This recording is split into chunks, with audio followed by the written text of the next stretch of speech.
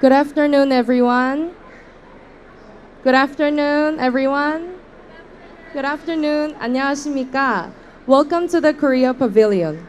My name is Soyoung Kim, co-founder of Coolimate, and it's an honor to serve as your moderator today. I know there are many wonderful events happening at the same time, so it really means a lot to see you all here. Today's session, Shaping Climate Policies with Children and Youth, LCOY Pathways and Global Cooperation, is co-hosted by Coolimate, AIKA, and UNICEF Madagascar, and partnered with UNICEF Korea Committee. This session is all about how children and youth are not only responding to the climate crisis, but also shaping the policies that define our future. Our program will run in two parts. First, national organizers of the LCOY Conference of Youth, LCOY, Local Conference of Youth, officially endorsed by YOUNGO, the UNFCCC's Children and Youth Constituency, will share key outcomes and challenges from their own LCOY experiences. Then we'll have a short and fun interactive activity called Climate Demon Hunters.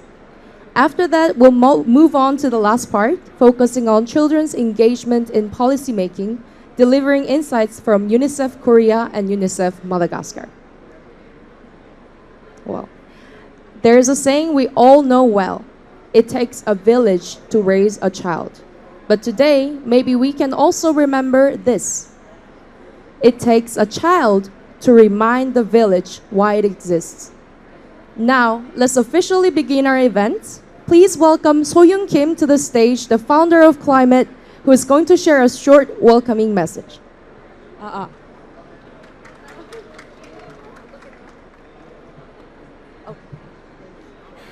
Okay, hello everyone. I'm Soyoung Kim from Coolimate, and it's an honor to have everyone in this session today.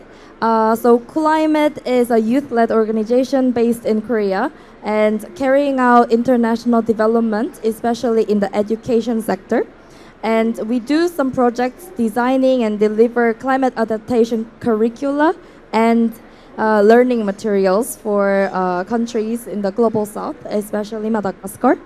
And our approach is rooted in culturally responsive pedagogy, ensuring the education truly reflects a local context and needs.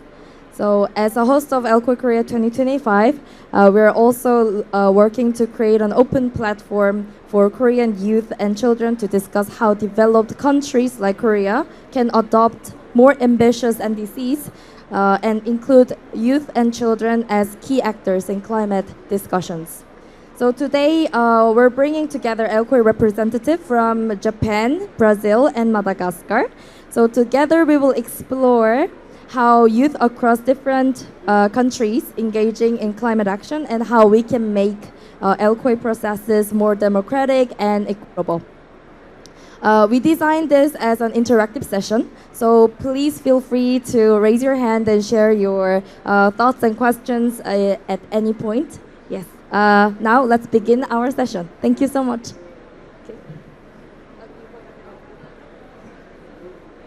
Now we'll move into our first session, the panel discussion featuring national organizers from the LCOY. Please welcome our panelists, Soyoung Kim from LCOY Korea, and Bruno Zanet from LCOY Brazil, Riansu Randrianantenaina from LCOY Madagascar,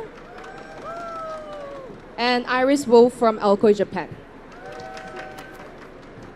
Speakers, please take your seats and get comfortable. Okay, we'll begin with our first question. We'll go in order. Soyoung, Bruno, Riansu, and Iris. Yeah, you guys sit in a little bit of out of order, but that's fine. Okay. After everyone shares their thoughts, if you'd like to add something shortly, just raise your hand and give me the sign. Okay, Soyoung, we'll start with you.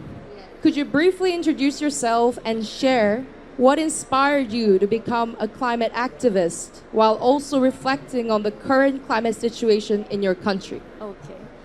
So I was working as a global citizenship educator for 5 years, and I was most focusing on the SDG 13, which is about climate climate change. And from that, I started to develop my own curricula, teaching in primary to high school students about climate change adaptation. And then after I was thinking, oh yes, I am teaching students about the problem and the issues about the climate change, but I'm not doing any action to take an action to address the climate change. So I started searching for some other environmental organizations working, and especially the very important issues like NDCs. And last year we had Korea, we had a very important decision, lawsuit decision from the government. So now we need to change the law. So for example, like this moment needs the collective action. So I started working collaboratively with other environmental NGOs. So that became the motivation of me becoming the activist. Yes. Thank you. Oh, thank you for the round of applause, and thank you for sharing the answer. Now I'll pass the mic to Bruno. And Bruno, can you answer the same question of introducing yourself and what inspired you to become a climate activist, sharing the current climate situation in your country? Hi guys, hi everyone. I'm Bruno. 안녕하세요. So I am a climate activist from Brazil, and similar to other climate activists from the global south, especially South America, we experience a lot, not only the problems that climate change will, deliver to us, the floodings, the impacts in our oceans, but also the problems that the extractivist companies have on our land. So, I live near the coast, and since a young age, I always like surfing, and oftentimes I could not because there were some oil spills or there were some extra plastic in the water. So in my region specifically, the plastic pollution from microplastics is one of the highest in Brazil. So we see this impact that our economy has in the environment, and there's no way for us to stay silent. So I found an organization that helped me to organize my fights, to collectively push for laws to declare climate emergency. Specifically, I work in a region from Brazil that is heavily affected by floodings. We had the biggest flooding climate event in Brazil's history in 2024. So, but Brazil, of course, as you guys probably know by now, have a lot of problems all around: desertification, the loss of forests, and also the impacts of the extractivist companies have in our land. So yeah, I believe that's a bit of my history, and I'll share a little bit more how we are organizing through LCOY later on. Thank you, Bruno. Now I want to pass the mic to Riansu. Okay, hello everyone. First, thank you for inviting me for this session. I'm very honored to be here. I would say I'm from a country that is mostly known as a movie, Madagascar. But I'm here not to talk about this movie, but I'm here more to share with you, I would say, the dynamic of the youth in Madagascar, and also how incredible this country is. Riansu Ranjanatenaina, I'm a president of an organization, a non-profit organization in Madagascar, which is named Avitur Madagascar. And we are fighting for climate change. We are promoting sustainable development goals in general. And we are also part of the biggest national youth network of Madagascar, working on the 3 Rio Conventions, which is named AIKA. the Alliance AIKA. And for the story, why am I engaged in climate change is first that I'm an economist.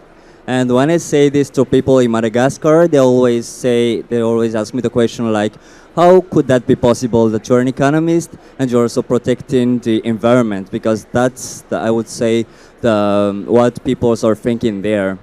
And for me, it's totally what drives me into this fight, because I think that being an economist, it really made me realize that we cannot go through sustainable development without thinking about our natural resources.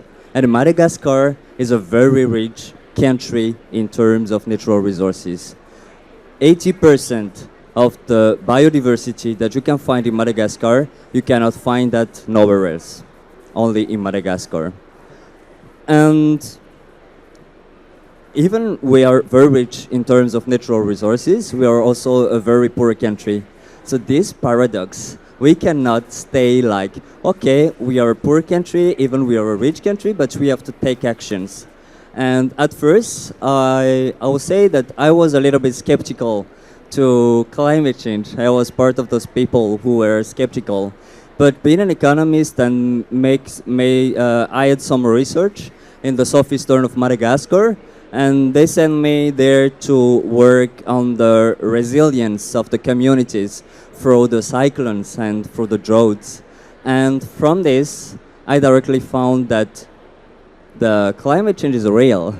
Like the intensity of the cyclone was very high, and it hasn't been like that before.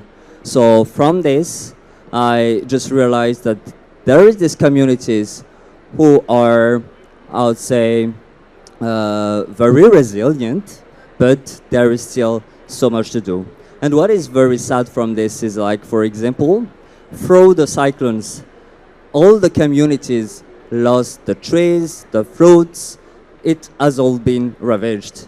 And what is sad from this is, like, all the fruits has to grow in 5 or 7 years. So which means that through the high cyclones, the high intensity cyclones, we are losing 7 years of work, and which means that we cannot get all this back until in 7 years in. So from this, I directly realized that, yeah, I really have to work on it, and I'm no more skeptical to climate change, but I'm really working on it right now. Thank you. Thank you for sharing your answer, Rianso. Finally, I want to hear answers from Iris. Hello, everyone. I'm so excited to be here with all of you right now. My name is Iris, and I am the representative from LCOY Japan this year, although I am also a U.S. citizen. So as I go through this, I will kind of be talking about that duality.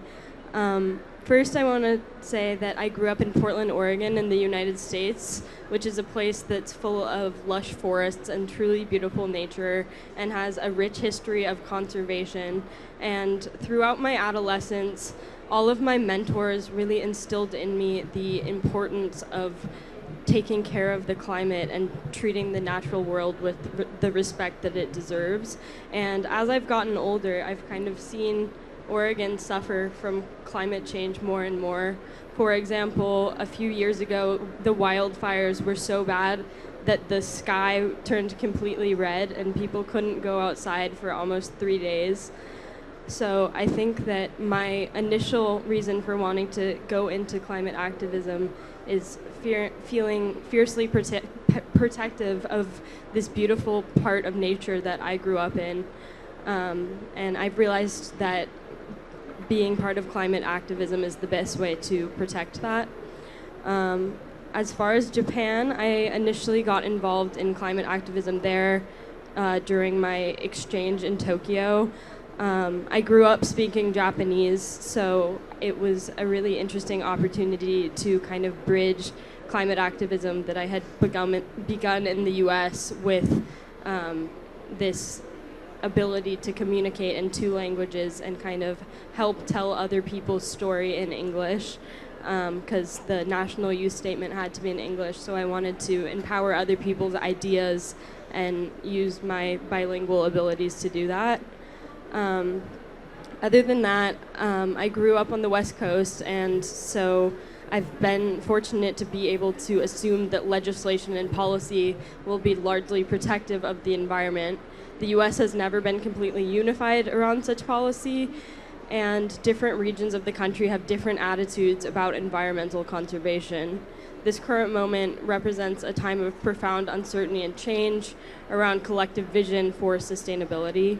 So there are many conflicting opinions on where resources should be allocated on a national scale, but I wanted to use my individual influence to both empower people in Oregon, and also while I was abroad in Japan during the change of political administration, do what I could to help the environment from afar in Japan. Thank you. Thank you, Iris, and everybody for sharing your answers. I believe that remembering your positionality, which also transforms and being strengthened during the climate action, and to share that with other people is very important, and you guys all answered it very beautifully and honestly.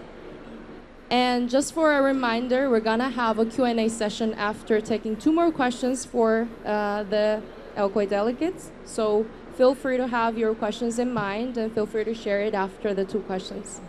We're gonna move on to the second question, back to Soyun. Could you tell us about your experience organizing LCOY 2025? Yeah. What were the key challenges, and what strategies or approaches did you use to address them? Okay, this is very interesting because when I first organized LCOY, I had inspired by LCOY Syria actually.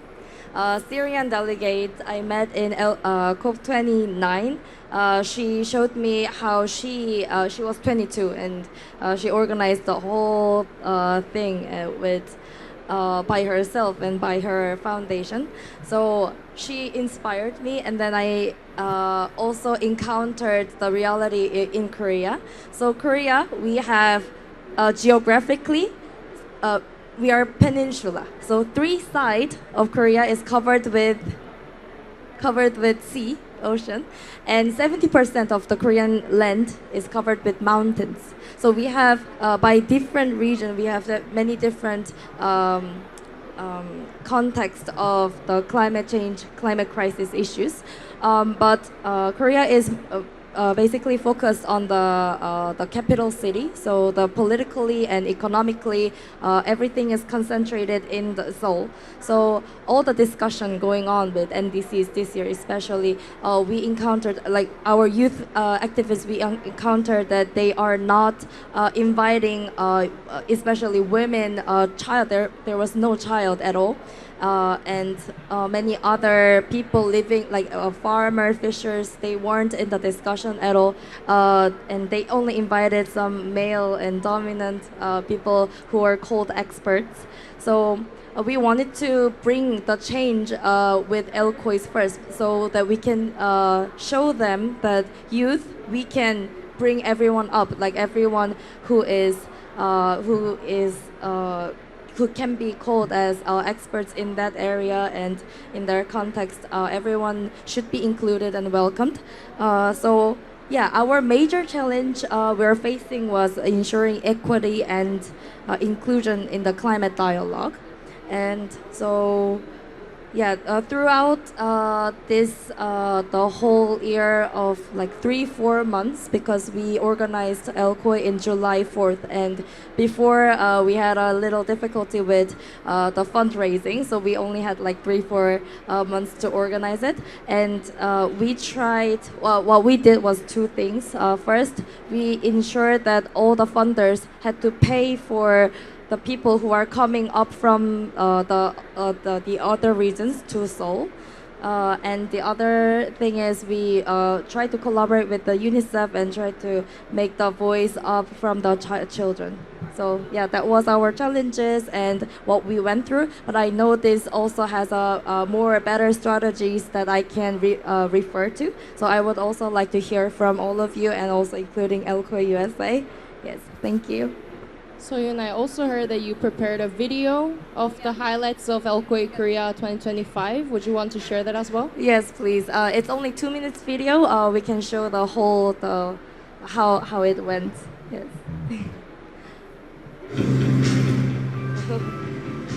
It was the university called Seoul National University. 사회자로 활동하면서 가장 인상 깊었던 순간은 바로 세션별로 참가자분들의 눈을 볼 때였던 것 같아요. 그래서 각 연사분들의 이야기를 들으면서 열심히 필기하는 그런 모습들을 보면서 아 이런 기후환경에 정말 관심 많은 이런 청년들이 있기 때문에 기후환경 관련된 문제를 해결할 수 있는 주체가 바로 우리 청년일 수 있겠구나 라는 거를 정말 많이 느꼈던 순간이었습니다.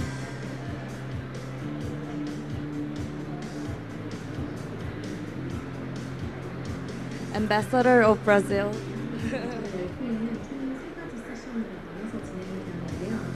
첫 번째 세션인 미팅 세션에서는 전문가 패널분들이 오셔서 5가지 소주제에 대해서 토론을 하셨고, 두 번째 세션인 리커넥트 세션에서는 청년분들이 주체가 돼서 5가지 세션에 대한 토론 및 청년 기후성명서 NIS 작성을 위한 토론을 진행하셨습니다. 그리고 마지막인 위스펀 세션에서는 해외 연사분들이 오셔서 해외의 다양한 LCOY 사례들과 기후변화를 위해서 노력하는 사례들을 설명해 주시고 철학과 예술을 한스푼 더해서 모두가 연대하고 감각할 수 있는 공존의 감각이라는 세션으로 마무리가 되었습니다.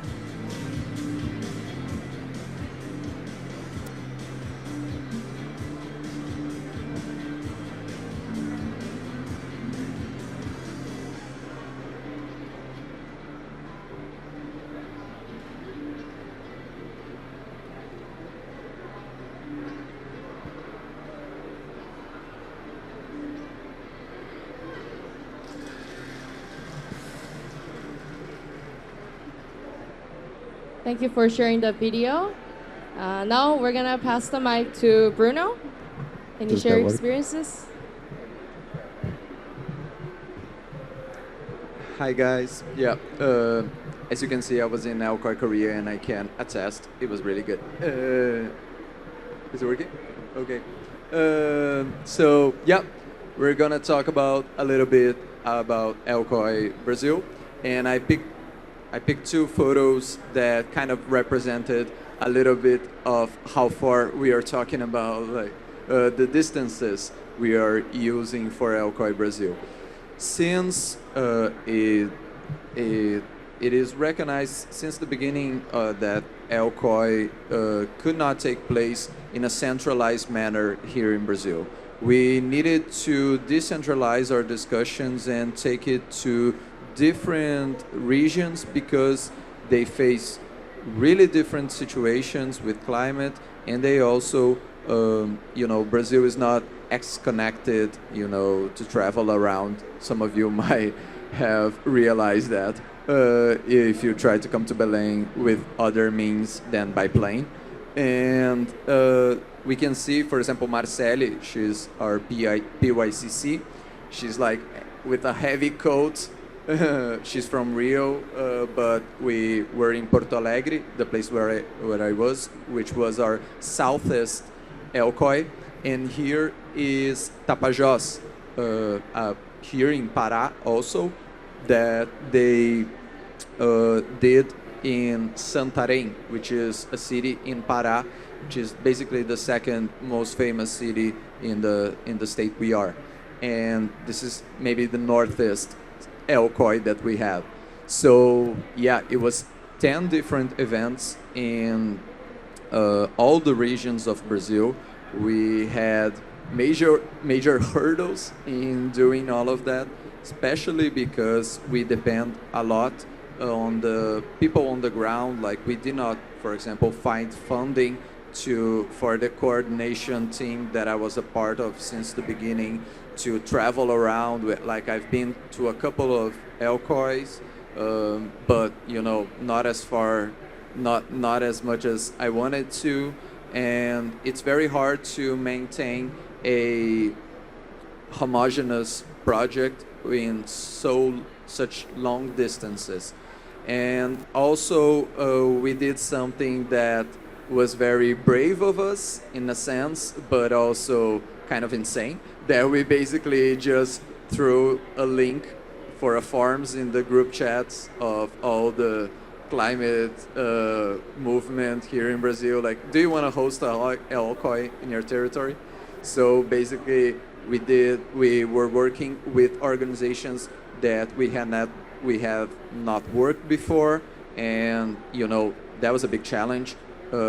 We had to first explain what LCOY was. We did a bunch of classes on different topics. We taught them how to host World Cafe sessions, and also we had the problem that the Brazilian climate movement, which is something we are proud that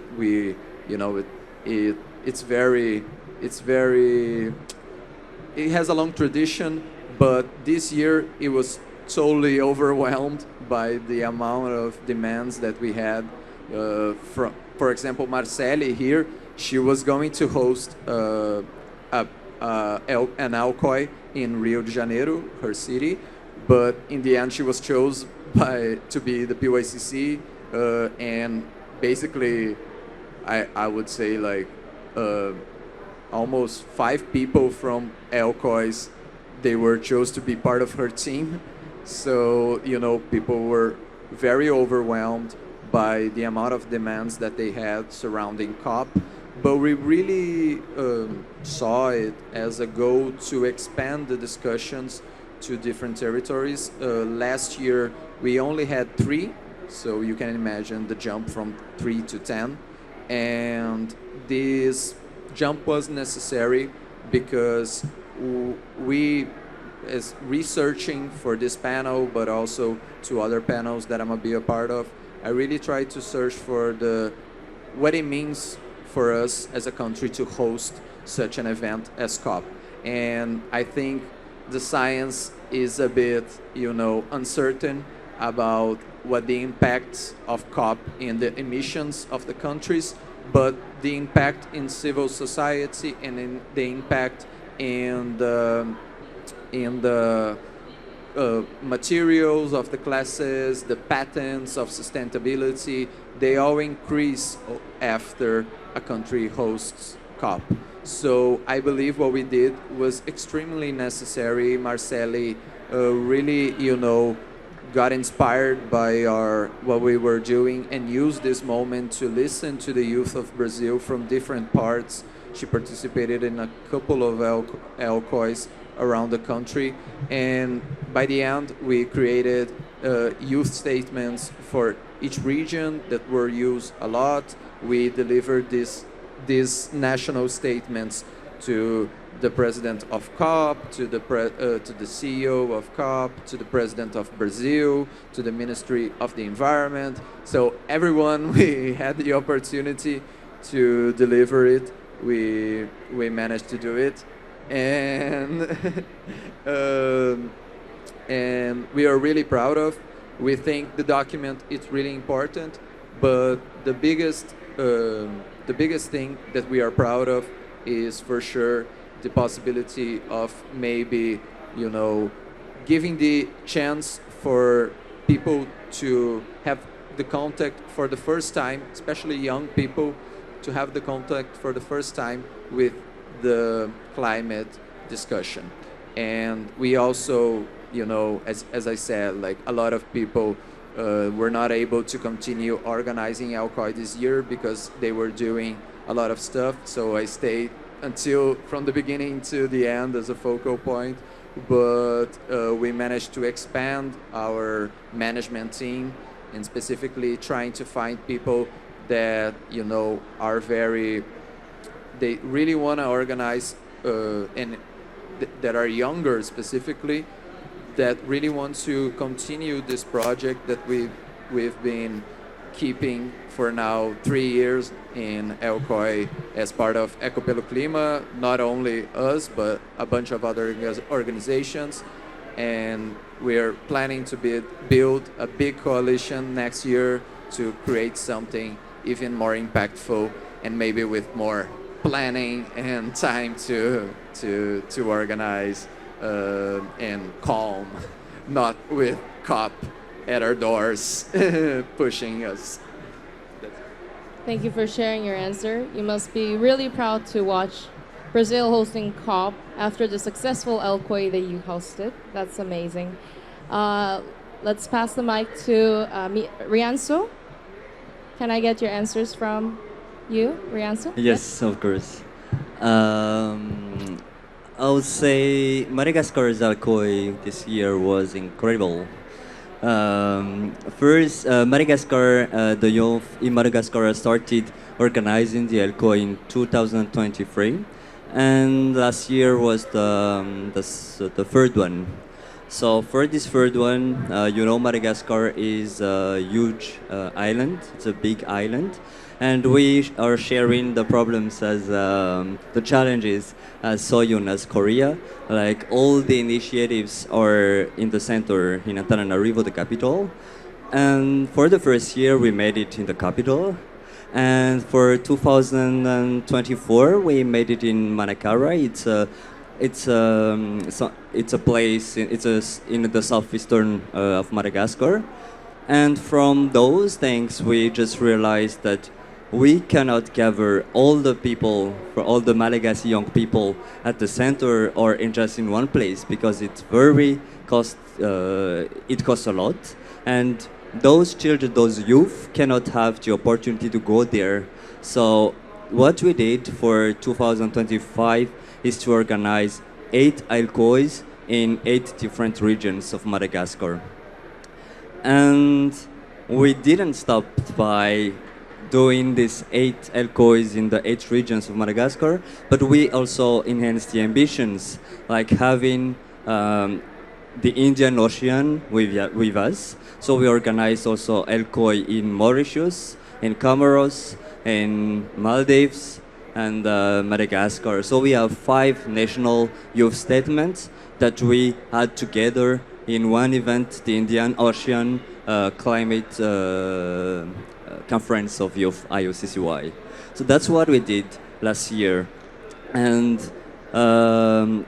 what is also, I would say, special for last year's session was the LCOY was for 3 days, but it is not just these 3 days, but it was the process of 6 months, because we had at first what we call the pre-commitment events. At this pre-commitment event, we had built some capacities around the UNFCCC's processes, about the climate change in general, and its strategies, and also about the negotiation techniques.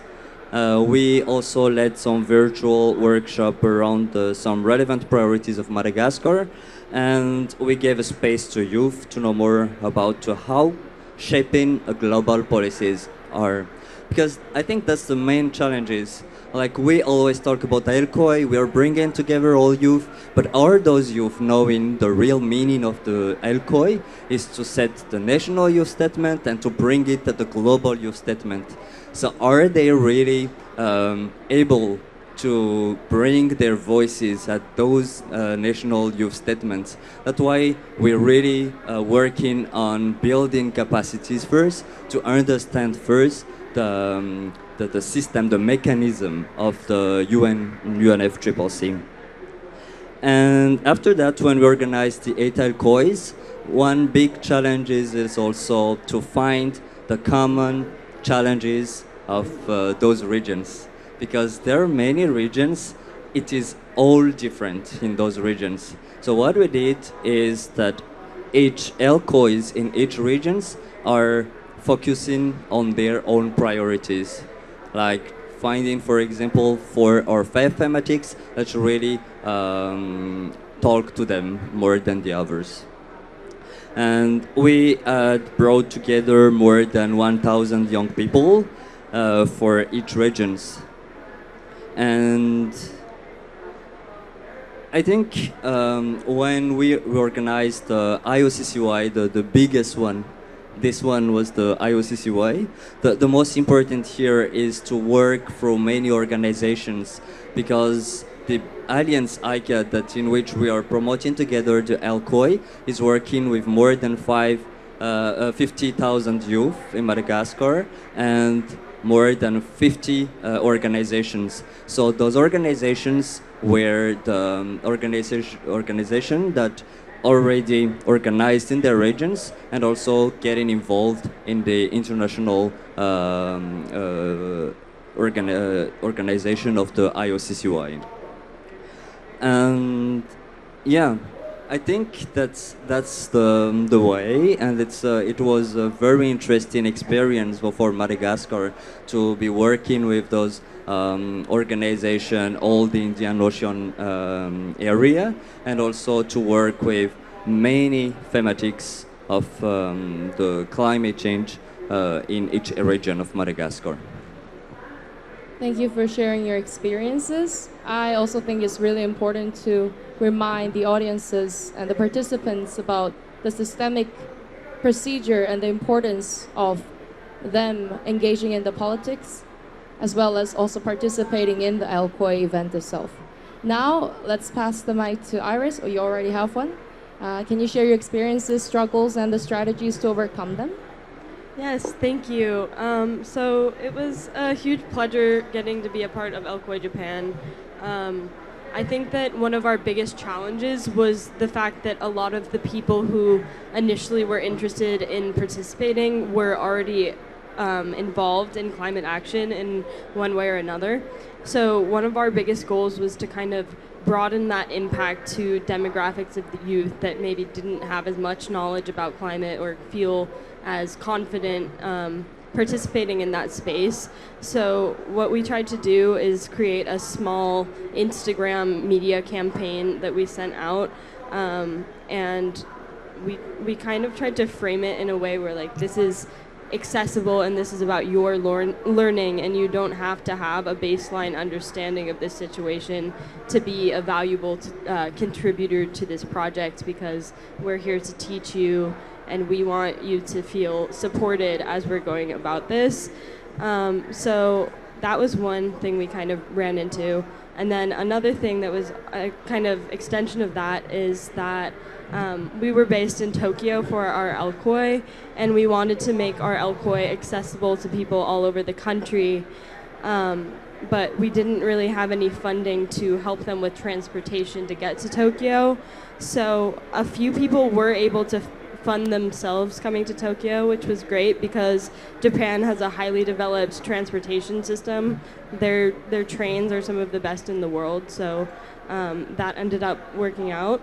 However, we through our Instagram campaign and through our publicity efforts, we tried to make it as accessible as possible digitally via Zoom, and we ended up gathering a pretty significant portion of participants who ended up engaging in our LCOY fully online from different prefectures.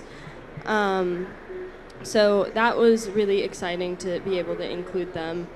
And another thing, like I briefly mentioned, we didn't really have very much funding to support this effort, so we had to kind of network our way into getting all of the resources that we needed.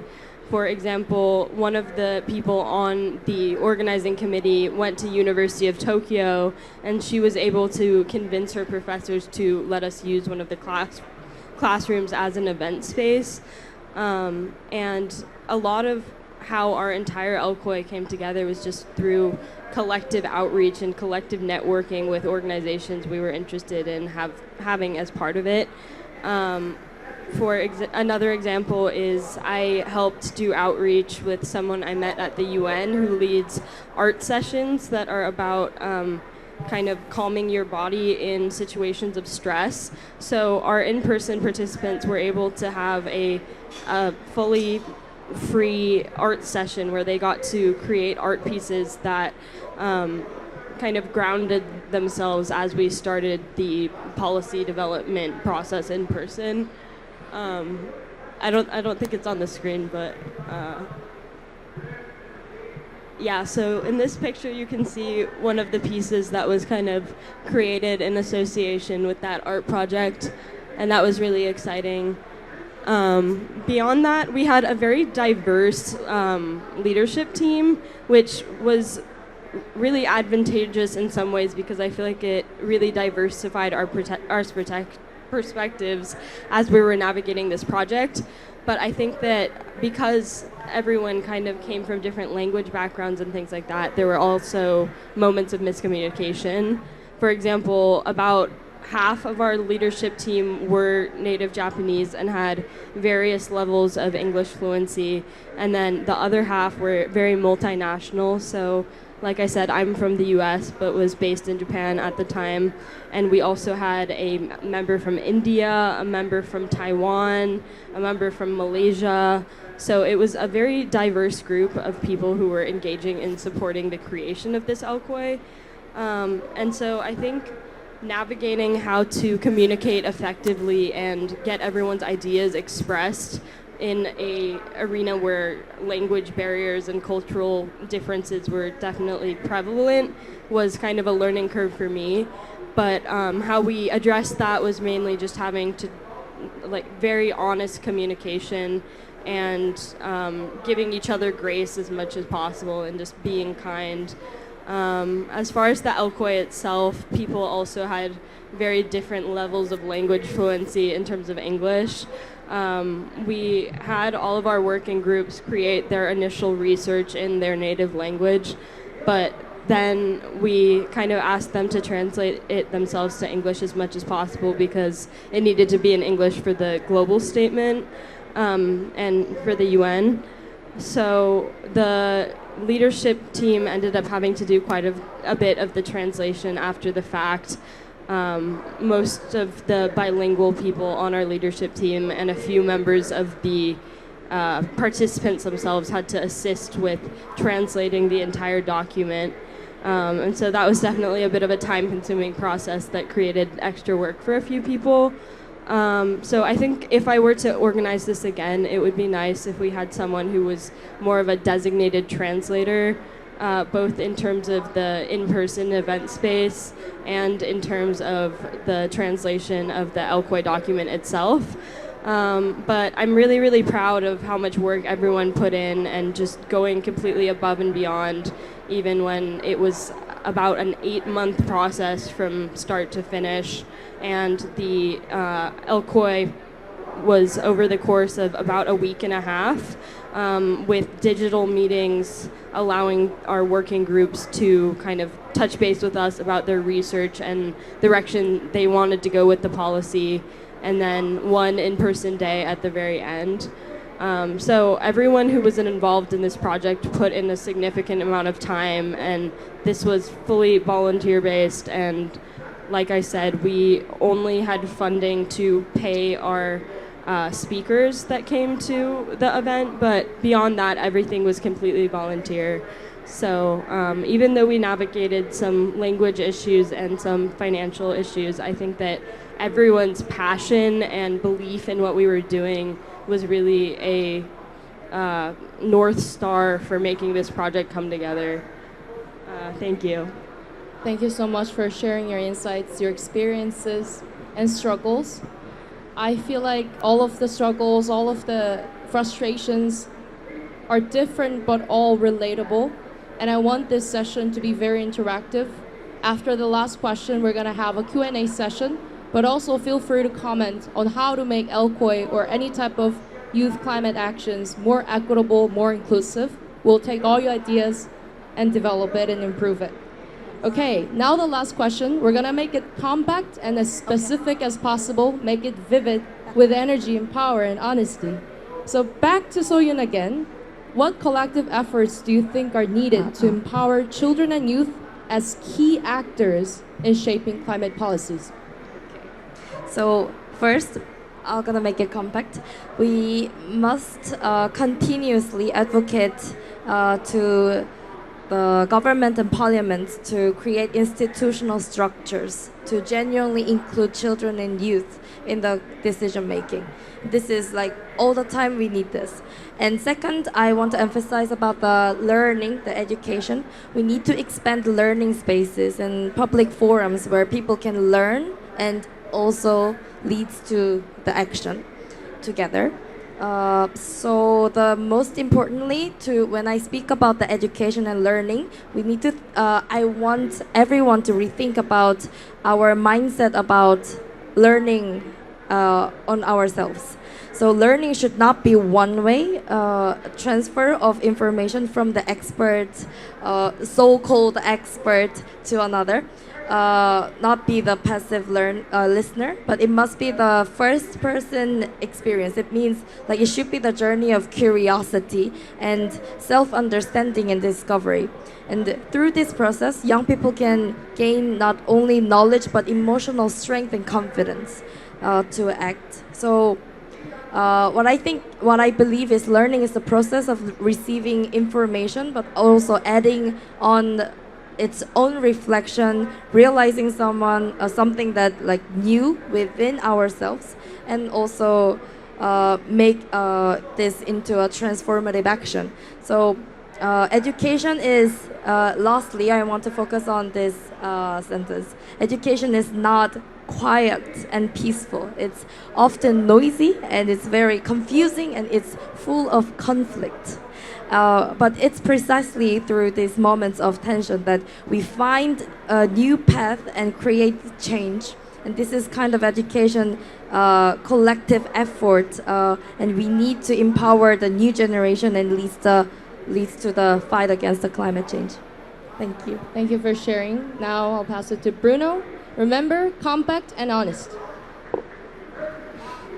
Okay, so yeah, I believe, hot take, but we need to adapt our discussion to more easily integrate the knowledge of the indigenous people, the Quilombola people, the people that are not used to these climate discussions that we have here, that are all based on, short, how do I say, like NDCs, FFF, or the TFFF, syllables and things that people that only work to, keep people apart, to make the discussion harder than it needs to be.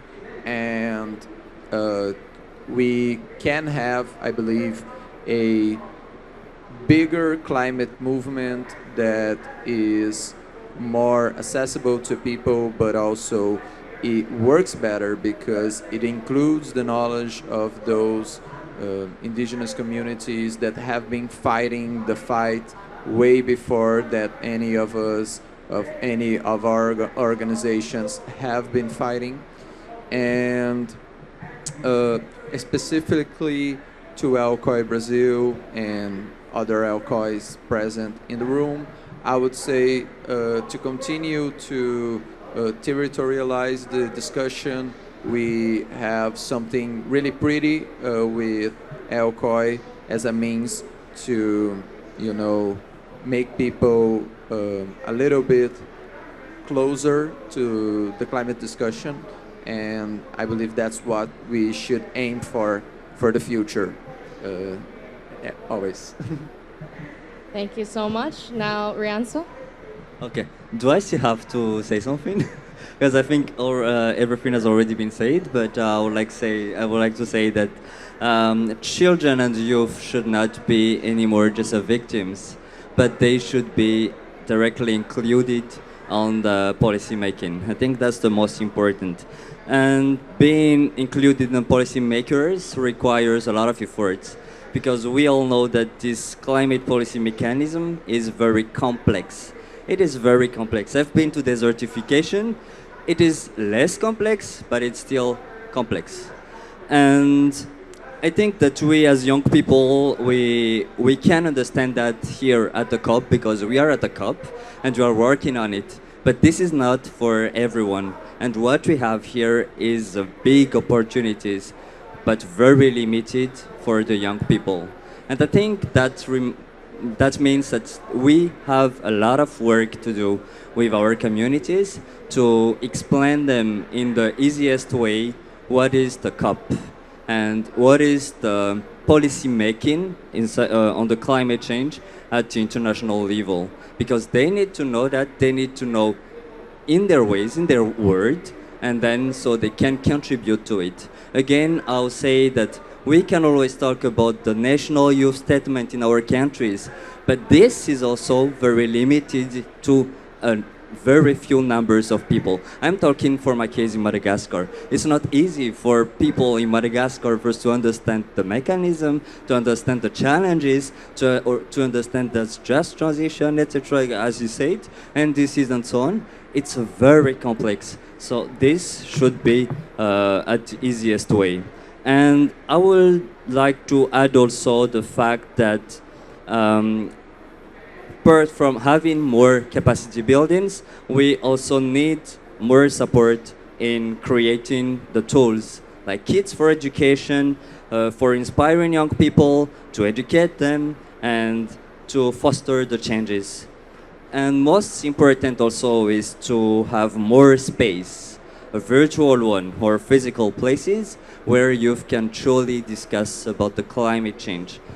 It cannot be just the COP for the LCOYs because we need to talk more about it. So we need more spaces. And need more spaces requires also more fundings because we cannot organize this kind of work if we don't have more funding. So I would say we need just more inclusive spaces with accessible funding, and we need also more knowledge to share for the young and for the children. Thank you. Thank you, Ranso. I know it's a challenge to ask you to keep it compact but specific, but I know you can do it, Iris. You have 2 microphones to amplify your voice. That's great. Okay. Yes. Thank you so much. Honestly, my answer is very similar to what both of you have said so far. I truly believe that education is the key to empowering anyone, really. And I think that this needs to happen in 2 primary ways. One through policy-making education and one through very specific education on climate research. I think that policy-making and climate research can often be discussed in separate fields, but what we really need is more spaces where that type of education and learning is linked together. And so what we tried to do through our LCOY is actually give our participants an event where they learned how to make a policy document, because if they know how to make a policy document and write their own policy, then they can pass that skill to others as well as fight for the things that they care about with their local knowledge.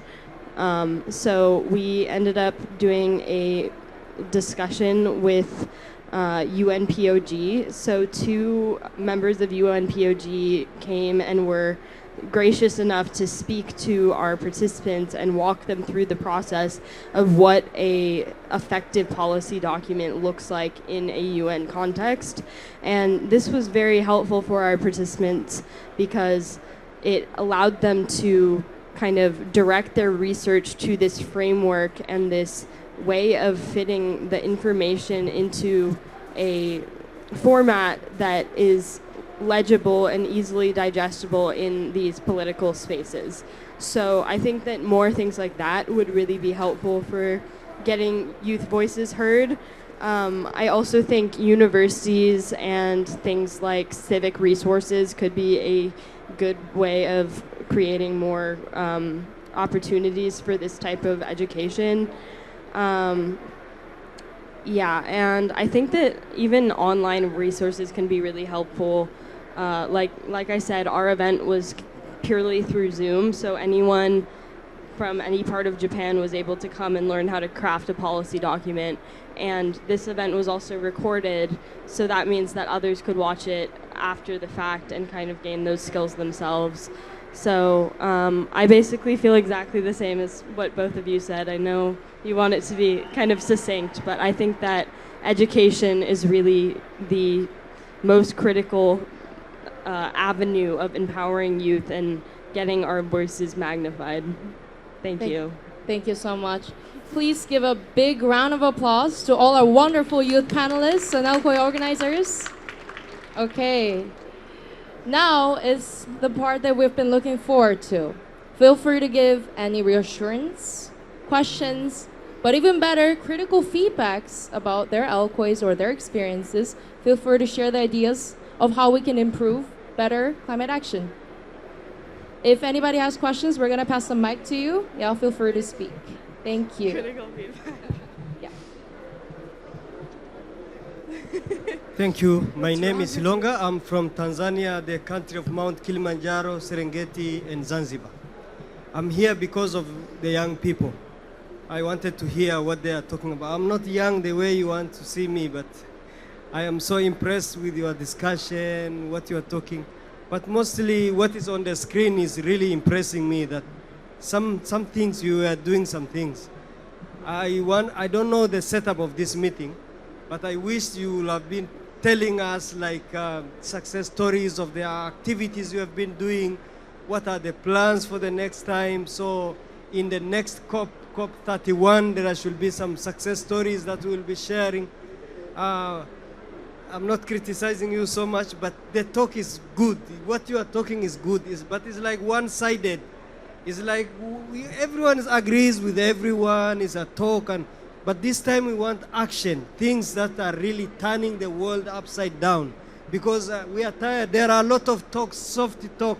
You go there, they are talking, there, they are talking. We want action, things that are really very, very practical.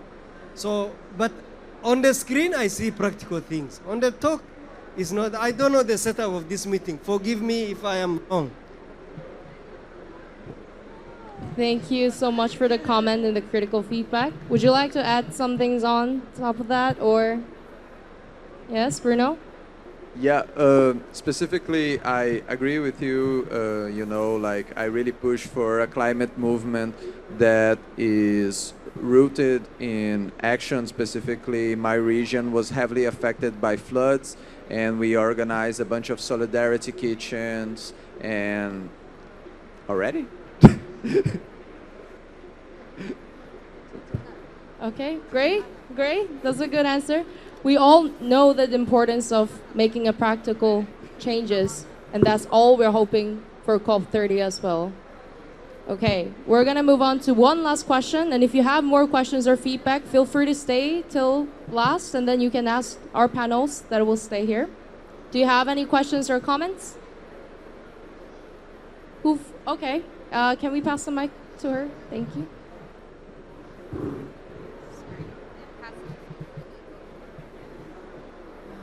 Can I speak in Portuguese? It's okay? I will talk to Bruno. Eu Yes. posso traduzir. Yes, I sure. can translate if necessary. Eu queria perguntar sobre o desafio de lidar com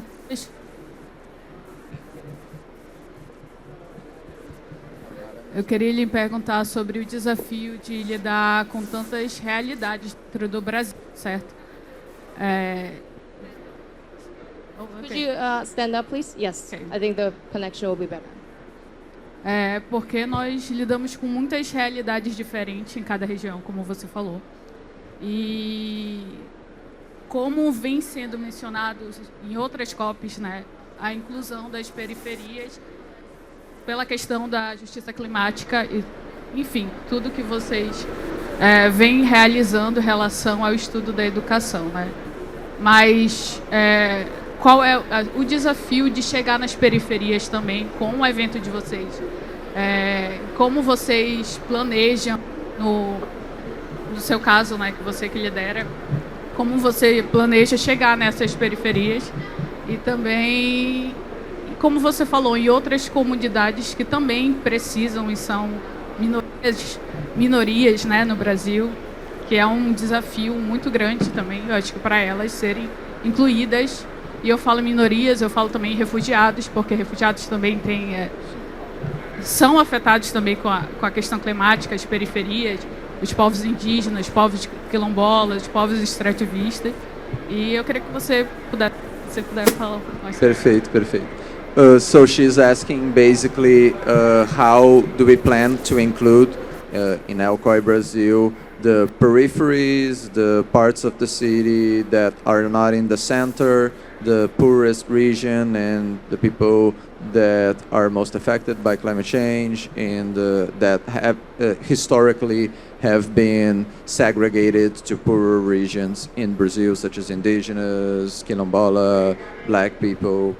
I believe it's a difficulty in LCOY Brazil especially because the problem that we face usually with funding is makes us more, success. So we need to count for, universities or for big companies that are usually concentrated in the city centers, which makes it harder for us to go to poorer regions that don't have a lot of infrastructure. But of course, we, for example, in my organization, we always try to do a discussion after COP that is called Ecos da COP, basically echoing COP. And we always try, to doing recycling centers in regions that really don't have access to this discussion. So it's always, it's always a big question for us. Are we going to really try to make a big event in the center of the city, or do a couple of smaller ones in the peripheral areas? But usually, especially this year, nobody had time, and it's always the easier answer, of course, to do in the center. But I think we need to find partners that are willing to, really stay by our side, understand our needs, like give us time, give us, it would be better for us to actually get paid to do this service also, and actually have a more impact that we know these discussions can have in those regions. I think that's it. I don't know if you guys Thank you wanna so add much something? for the answers. Because of the time constraint, we're going to move on to the next part. But feel free to stay and ask more questions if you do. Our panels will be waiting for you. Please give a big round of applause again for our youth panelists. Thank you. And now, please go back to your seat and be seated. Oh, you can leave.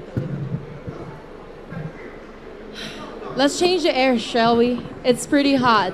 But if we put on the air AC, it's gonna be going against the whole purpose of having this conference. So we'll endure it. We're strong. Okay. Now let's bring some energy into the room. It's time for our interactive session called Climate Demon Hunters. I'm sure some of you guys have heard or watched about the sensational movie K-pop Demon Hunters. Has anybody watched it or have heard of it? Okay, many of them, a lot of Koreans and international. Okay, I see. So this is the activity that I brought the spirit into with a little bit of a climate twist. In our session, we are the hunters, the climate hunters, and the demons we're taking down can be everything from our internal fears, doubts, or external barriers that stop us from taking climate actions. We're gonna start with a few questions and you're gonna have to answer it. I'm not gonna be the only one speaking here because I want your voices to be part of our section. Okay? Question number 1 is, what is one climate demon you sometimes feel in your daily life? Interpret it as however you want. It could be things like climate anxiety, feeling powerless, greenwashing fatigue, apathy from others, too much bad news, or even I want to act but I don't know where to start. Does anybody want to share their answer? We don't need a microphone, just shout it out. Climate demons in your daily life. For me, it's too much bad news. Whenever I turn on the TV, it makes me climate depressed. Does anybody want to share your climate demons, or do you not have any demons? Which is impossible. Bruno, do you have a climate demon? Okay, you have to shout. Facing climate disasters, okay. What about others? Despair, thank you. What else? Yes?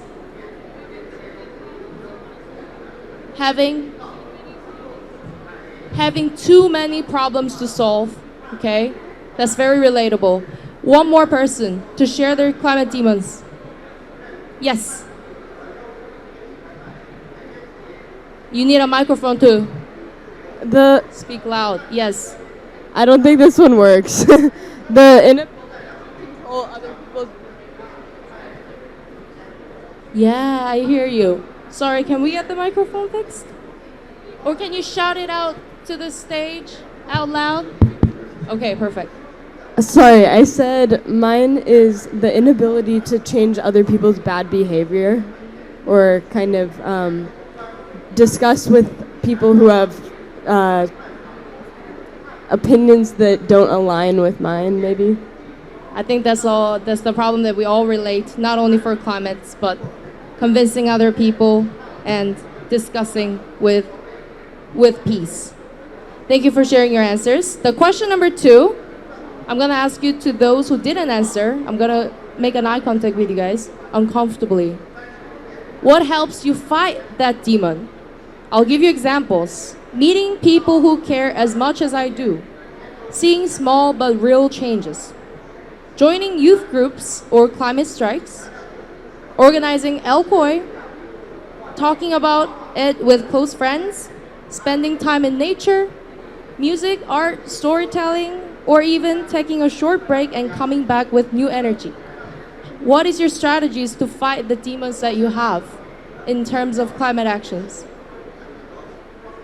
Does anybody want to share? Yes, Bruno, you have an answer? Okay. Organizing a climate strike, which will happen in the 14th. Let's go. Here in Belen. Amazing, amazing. What else? Yes? Can you pass the mic to? Thank you. I think to find people that inspire me to develop, be more active in the climate change, right? So this is really important. People to inspire us to develop more in this field. Inspiring more people to take actions, to be part of it, you mean? Thank you so much. What else? Can I have 2 more hands, please? Okay, Riansu.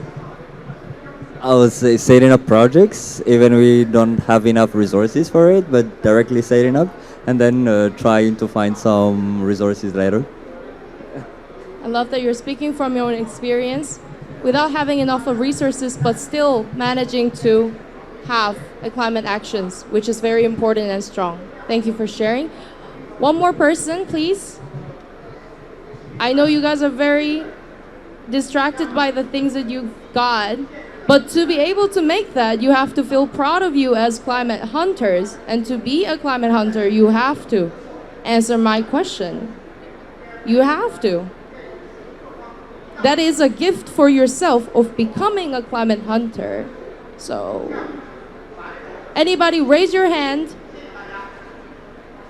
Nobody will remember you in 10 years. Just do it. Yes? Sorry? Correct actions? Sorry. Direct action, Direct actions. For example? protesting and civil disobedience. Okay. Thank you so much, Climate Hunter. Okay, it seems like you already have what it takes to be the climate hunters. But there's one final step, a small symbol to mark yourself as a hunter. Let's make our own climate hunter badge using Korean traditional crafts including norige and najeon keyrings. Norige is a traditional Korean fashion item, as you can see from my belt over here. And while najeon is a traditional Korean decoration that uses shiny part of a seashell with an inlay technique. Usually people make najeon demonstrating nature like clouds, trees, and birds. But today we have prepared 4 options: crane, peony flower, tiger, and mugunga flower, which is the national flower of Korea. So it's very simple. You place a najeon sticker on a small plaque, place it wherever you want, design it however you want, and then attach the finished najan to your norige. You're gonna tie the norige into the najan, and then you will have your own Climate Hunter badge. So let's begin our activity. And while doing that, I want you to all think of and discuss with the people sitting next to you about the very first moment that you connected yourself with climate actions, okay? Just like we're connecting those tokens for ourselves, I want you to also discuss it with the people around you of how you started your climate action, your struggles, your strategies to overcome it, your climate powers, your demons, how you take them down. Yes, feel free to do so. And if you have any questions, I know the rules are very simple, but please feel free to ask. Is to have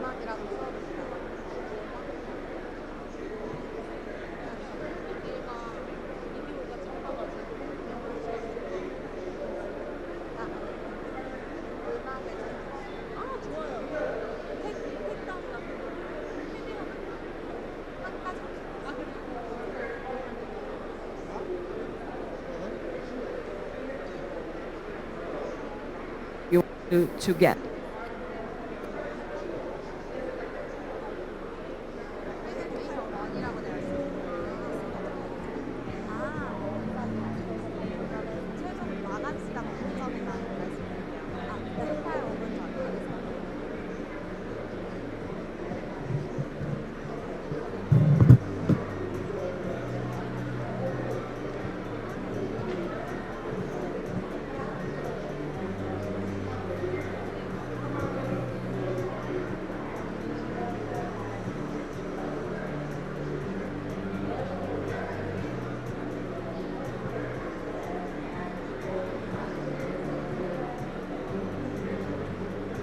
The stickers are rainbow because it's the part of the seashell that we inlaid, we crave.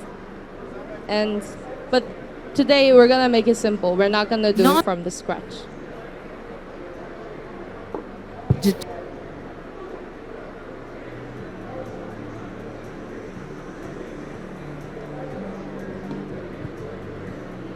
And while doing this, I want you to remember what it means to be you in climate actions.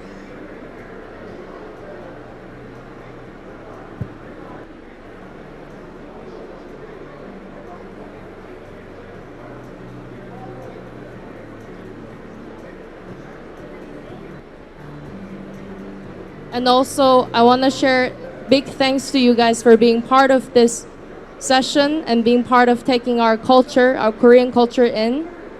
And by doing so, you're strengthening, but also changing, transforming, and developing your own identity, which I think is very beautiful.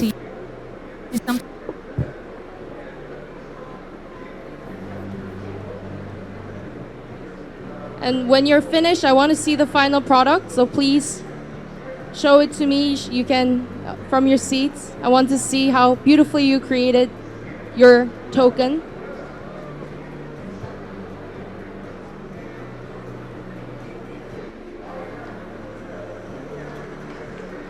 Also, cranes and the tigers are the endangered animals in Korea. Mugunghwa flower is, as I said, Korean national flower.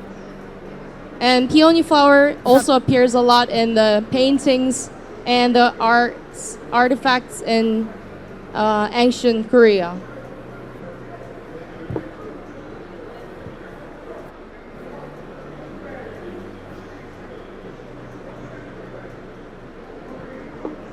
Now my colleague will pass norige to you guys, which is a traditional fashion item of Korea. You can tie it on your pants or your belt like I did here.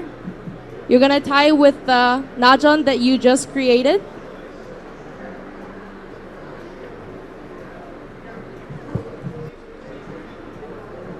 And the norige stands for the luck and protection from evil spirits, like the climate demons.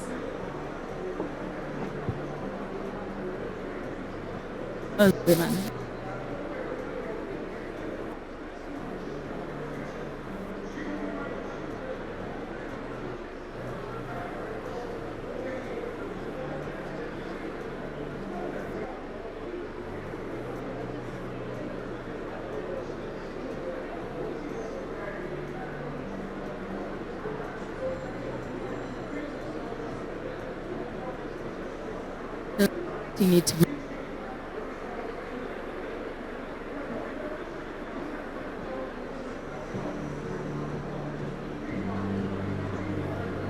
I see that everybody's creating their own beautiful arts.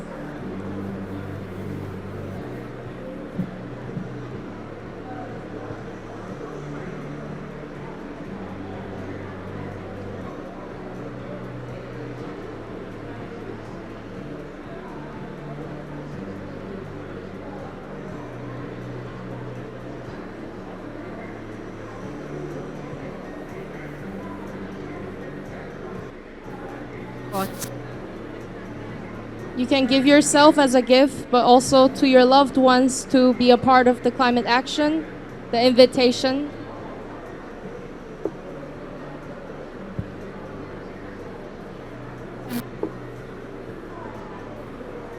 I'll give you maybe 2 more minutes to finish your arts, and then we're gonna move into the last part of our session, the highlight of it, focusing on the engagement of children in policy making.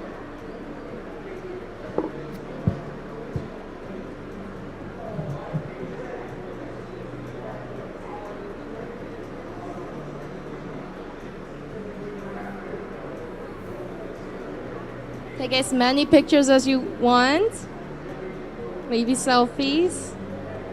And we're all gonna take a group photo after the session holding your own najan.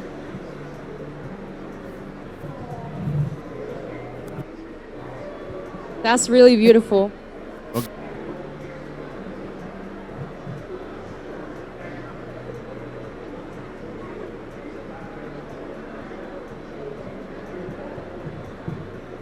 Okay, 1 minute left. We're gonna wrap up and move to the last session.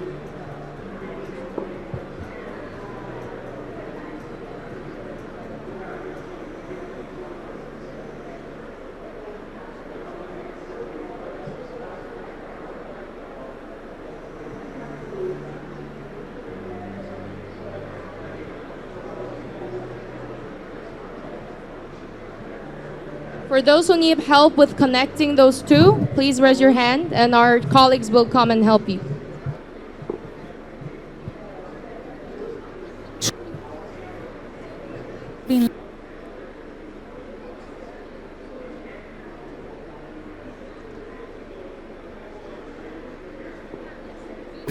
J'interviens à double titre, d'abord en tant que DG de la et en même temps président du Fonds africain de financement des collectivités dont fait partie le FECOM. Donc c'est un réseau qui regroupe 15 membres, dont 14 We're going to wrap up in 30 seconds. mettre en place en vue de mutualiser Take les your time. You have efforts the pour whole l'accompagnement time des collectivités during the next locales dont part. nous assurons.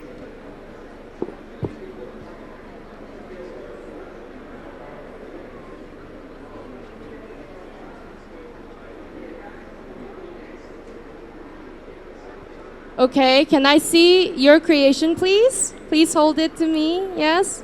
Wow, that's really beautiful. I love that everything is different. Some of you guys designed it really beautifully. Some of you guys made it simple, which is also beautiful. That's amazing. Thank you so much for being part of the activity. Yes. Oops. Yeah, this is... You guys made it even more beautiful than the pictures. Yeah, and the norige, you can also see it in K-pop Demon Hunters, the movie. It's the protection from evil spirits. Okay. Now we'll move on to our final part of our session, focusing on the engagement of children in policy making. First, we're going to welcome 2 video messages from 2 amazing climate advocates from UNICEF Madagascar. They both wished to join us here in person, but unfortunately couldn't make it due to flight issues. Let's begin with Tanya Lemainti, a youth climate advocate from UNICEF Madagascar.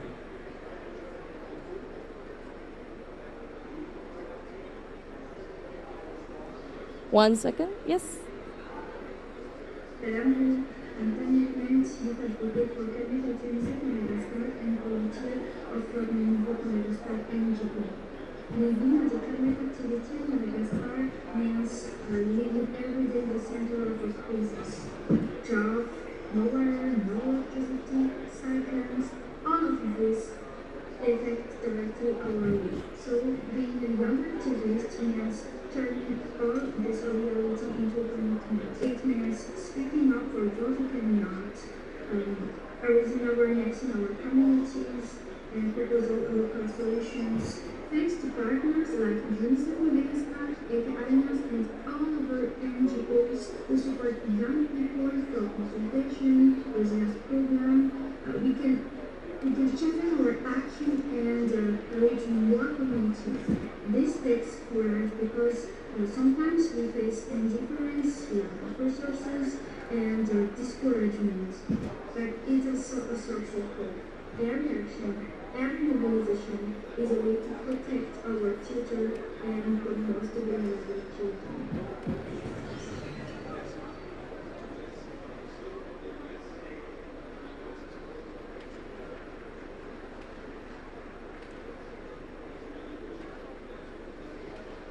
Thank you, Tanya, for their inspiring message. Now we're gonna move on to the second video message by Lova Fanambinana, a child climate advocate from UNICEF Madagascar.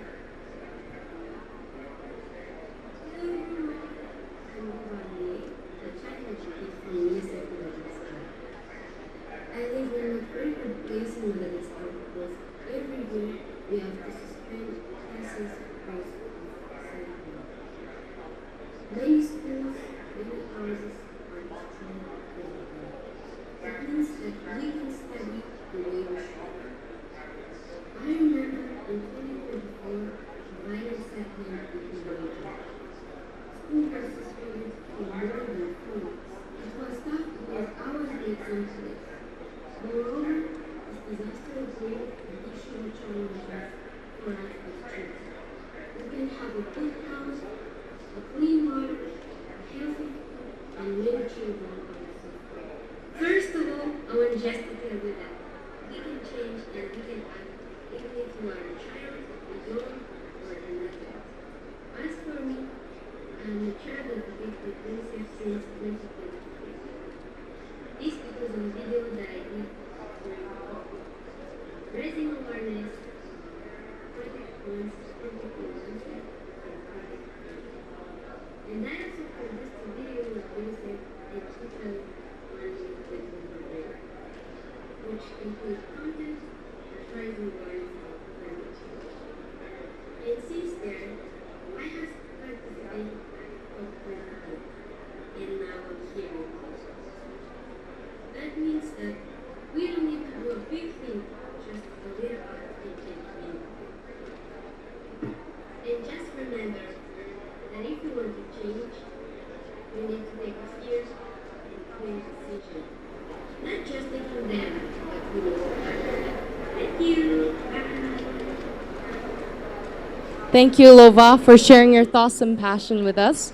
Finally, we will welcome Ji-yoon Park to the stage, presenting the UNICEF Korea Committee. Ji-yoon will talk about the key proposals of child-led policy developed by young advocates in South Korea. Please welcome Ji-yoon to the stage. Please give a round of applause. Hello, everyone.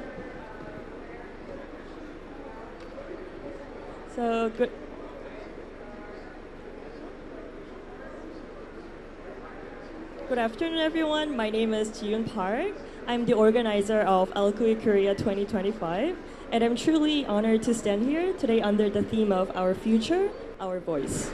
I'm here to introduce the UNICEF Child Policy Proposal on Climate Actions, developed by the first UNICEF Korea Children's Assembly. Although I'm not one of the 27 members who directly drafted this proposal, I speak today as someone who deeply believes in their message. A message that carries the hopes, concerns, and determinations of children in Korea who are confronting the realities of climate crisis. Today, I would like to deliver their voices, not as my own, but as collective call from the children of Korea to the global community gathered here at COP30. So let me begin by briefly introducing the UNICEF Korea Children's Assembly. The UNICEF Child Council is composed of Korean children aged 11 to under 15. Every year, about 30 members are selected through an open recruitment process to serve a one-year term. Throughout the year, they conduct both online and offline campaigns to promote children's rights and deliver policy proposals directly to government ministries and decision makers. So if you'd like to learn more about the Assembly's activities, you can scan the QR code that you can see in the PPT slide over here, and it will take you to their official website. So let's take a moment.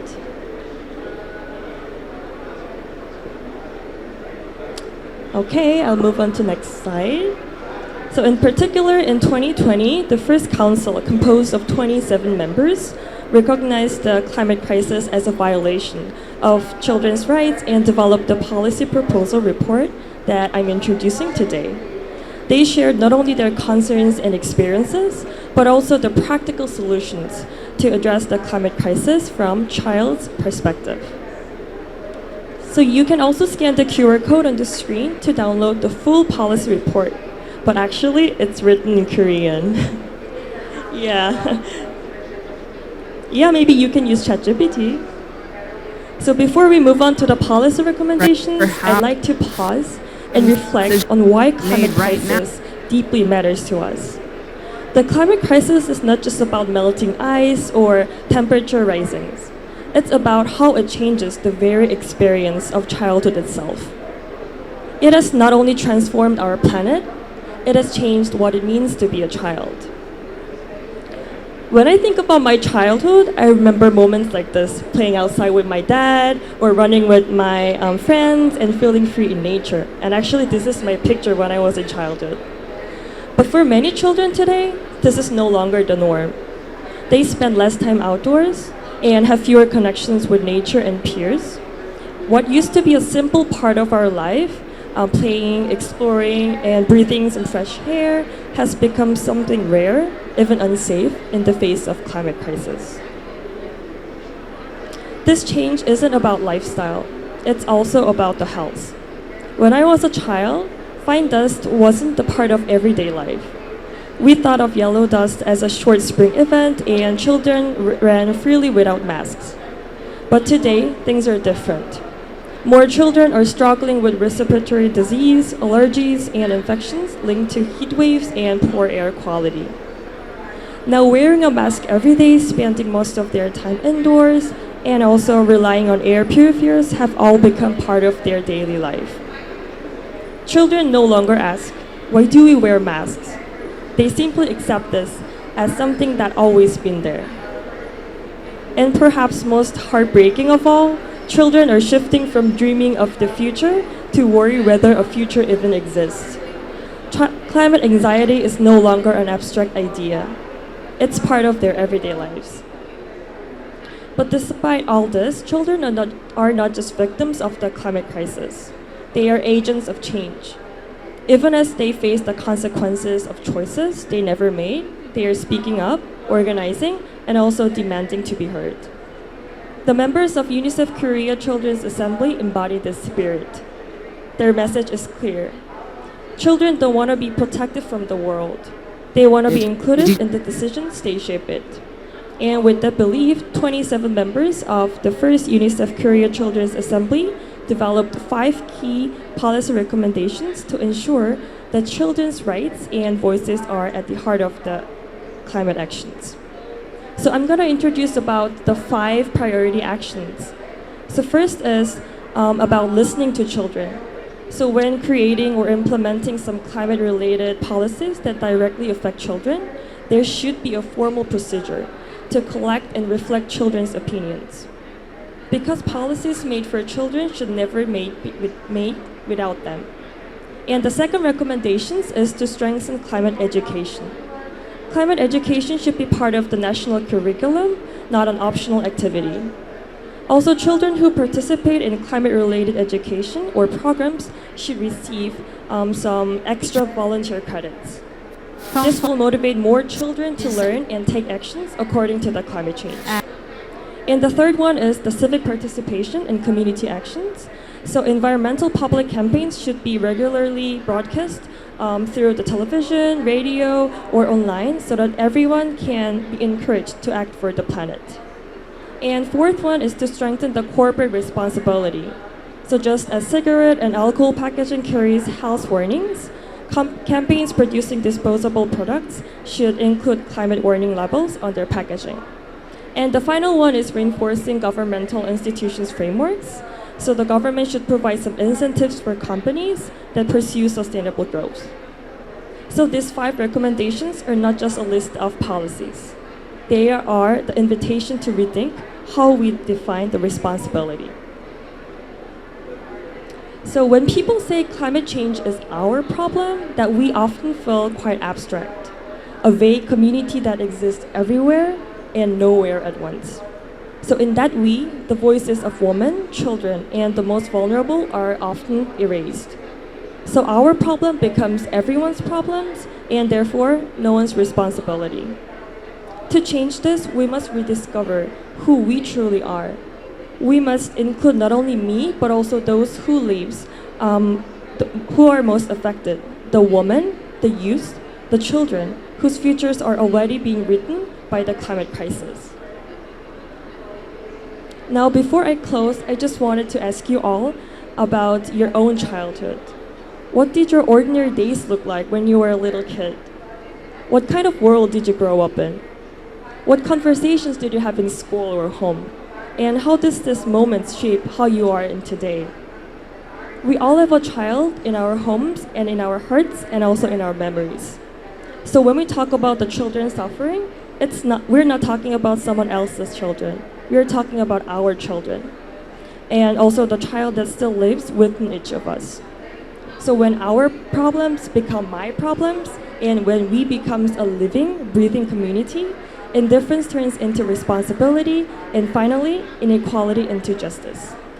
So that is why the children's voices in Korea are asking us to remember today that our future, our voice begins with redefining who truly we are.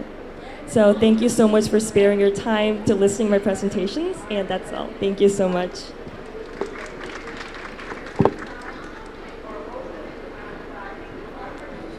Please give a round of applause again for our presenter, Ji-yoon Park. Thank you.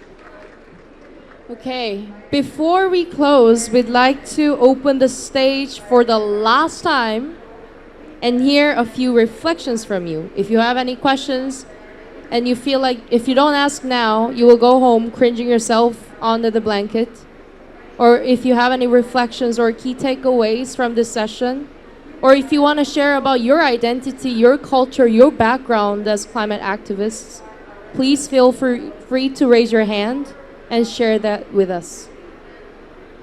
Do I see any hands? I see all the hands. Can I just pick anybody randomly and you can say? I know it takes a lot of courage to do it, but I promise you'll feel so proud of yourself after doing it. Any opinion, any questions, reflections matter. I know you probably want to speak up. Imagine how much courage I did to be on this stage. You don't have to be on this stage. Just sit wherever you are at and then share reflections with us, please. Yes, you beautiful, courageous lady. Thank you. Hi. Good afternoon. My name is Clarissa. I'm from Brazil. I'm from the city, Belém. And I want to say that we all are so happy to be all of you here in our city and to be participating with you of this moment. When you think about that we can change the world, I'm a teacher. I teach for small kids in a particular school, and I think that if we don't do the change now, if we don't teach the children that they can do good things now, we are not going to have a future. And I'm a person who have a lot of hope in person. And I just want to say thank you for all of you to come to our country and to our city. Thank you so much for having us in this beautiful city, Belém, Brazil. And thank you for doing something really meaningful, the education for the kids, which are one of the most important things in the world, I believe. Does anybody want to share their reflections? Yes? Okay, I'm a little nervous, but I also share the same feeling because we always have, I'm from Belém, and we always see on television people talk about Amazon, and which one here that live in this city and the other part of our state have different lives and different experience about the climate change. And it's really important to have this event here. Talk about my childhood. I have the privilege to study in a particular school that had a partnership with UNICEF. So since young age, I had this type of knowledge in my curriculum. So it's really important to me. I think it's bring me some sense of responsibility about the climate and the environmental, and I think the work that everybody talk here is really important to the young age and worth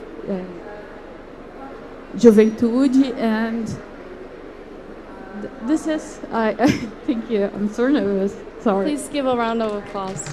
Thank you so much for sharing your identity, your responsibility, the importance that you feel about your country and your region to us. That's really meaningful. I see you wanting to speak up. Can I hear from you, please? Can I get your name, where you're from? Hello, my name is Bianca. When I was a child, I cared too much about animals, poor animals on the streets. I care about plants and the planets. But I grow so lonely in this problem because alone I can't do too much. My family, there's no condition to care all about all of cats in the street. So, oh my God, I got sad because it's a healthy problem too. And it's relation to climate, to economy, and other things. So this session lets me think about it. Thanks. Thank you so much for sharing your stories with us. On the way here, I saw a cat got roadkill on the street, and it makes me wonder, all of the lives are so important, including humans, but also non-humans.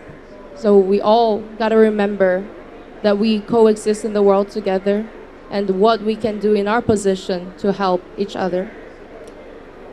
As we come to the end of the session, I would like to return to where we began.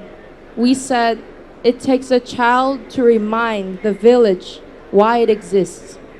But perhaps today, we've discovered something even deeper. It takes a child to remind the village why it exists. And as that child grows, they become part of the village itself. The village sustains the child, and the child renews the village. A living circle that closes only to begin again. Thank you again for being part of this session in this living village. And yes, I would end here. and I would love to take a group photo. But thank you so much for being here. Thank you. Okay, now let's gather together for a group photo. Don't move. Everyone, please be seated where you are. And hold the Climate Hunters badge that we've created together. And then we're gonna take a group photo together. Maybe you can move here, please?